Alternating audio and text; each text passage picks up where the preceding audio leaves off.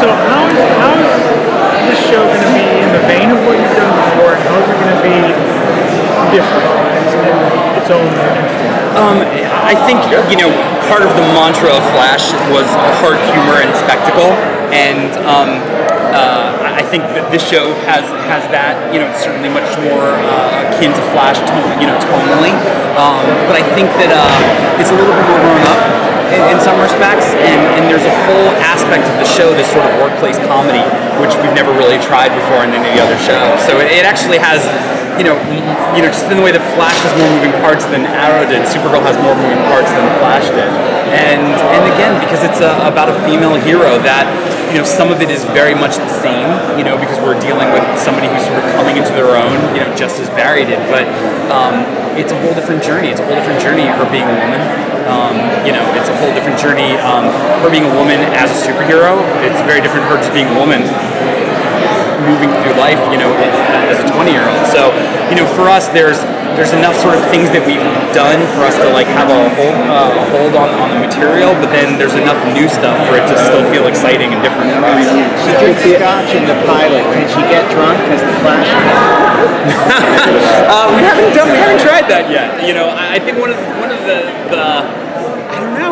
We haven't done that yet. She'll have the same sort of metabolism as the Flash. Well, she has to eat. She's got to breathe. I think it's funny. I mean, I know you're joking, but it does lead to something which we are exploring all the time, which is like when you make a show about a Kryptonian, how do you make it so that they, it's not a foregone conclusion that they're going to win every week. So part of the show is like, how do we hurt her? How do we, without having everybody have kryptonite? So her having a few physical, that's interesting. The 1980s theatrical Supergirl got a bit of a beating, but it's a film that in the intervening years has become a bit of a cult favourite. Do you owe that audience anything? Is there anything in this to kind of well, Helen Slater, which as always, again, we're fanboys first, and some things were more successful than others, and but Helen Slater is just like John Wesley Shipp, is a tremendously talented actor, and regardless of whether she had an affiliation with Supergirl, you'd be daft not to want her to be part of your project. But the fact that she has that, and for us, what was so important about that scene is it was in a way was almost protecting Superman, because there wasn't a lot of time to sort of get into his head in that scene about why he decided to leave Kara with his family. And I mean, for us, it makes perfect sense. He was 25 years old. He was starting out. He couldn't be Superman and have to take care of a child, and he wanted her to have the same kind of upbringing that he had.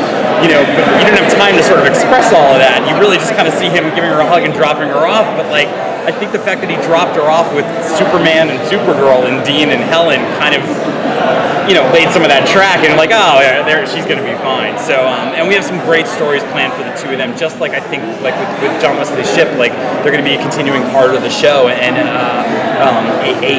a similar resource to what the Kents are for Clark in various iterations, but then also again something different, because they're really more of her friends than they are her parents. She has parents. Kara remembers them, so it's a different dynamic, but just as interesting. Is it going to be more of a serialized show, or is it their case of the week elements? There are some case of the week elements, I think, like always, but I mean, for us, generally, the seasons tend to start, no matter what show we're doing and no matter what year it is, you tend to start with a few more villains of the week, because what you're doing is you're really laying the emotional foundation for what's to come later on as things become more serialized. So there is an ongoing threat. If you've seen the pilot, there's an ongoing big bad, watching, the beginning is really watching Kara form her team and deciding what kind of superhero she wants to be, and learning that her cousin has done it one way, but she can do it very differently. I just want to make sure everybody got some questions. How important is it that she revealed herself to the people around her right away, versus kind of having it where Arrow and Flash is a little more secretive for a while? I think for us, the least interesting aspect of any of these shows for us to write is Clark, you just missed it. Superman was here, and it was always anytime somebody found out, like on Arrow, when Dig found out, when Felicity found out, when Tommy found out, when Laurel found out, like all of a sudden everything got so much easier. And that's why, quite frankly, from the very beginning of Flash, we're like, Iris is going to find out towards the end of this year because we're just not doing that anymore. And so for this, there was a lot of discussion about whether or not we should let as many people in on it. But for us, what we thought was so interesting was, you know, at least the way we're sort of portraying Superman, we're portraying him as much more of a loner and a lone figure and doesn't have as many resources. But that Kara, you know, doesn't want to do it that way. That, you know, she's more of a team builder and she has all these people in her life. And the thought that there was somebody who doesn't know, just, you know, the most fun you get is Callista not knowing, because it's like, you know, there's lots of scenes where, you know, Kara's like commenting on something Supergirl said, and, you know, Kat's like, "Oh, you sound just like Supergirl," you know, and all that stuff is fun, but like we kind of keep it there, and for everything else, she can sort of be who she is.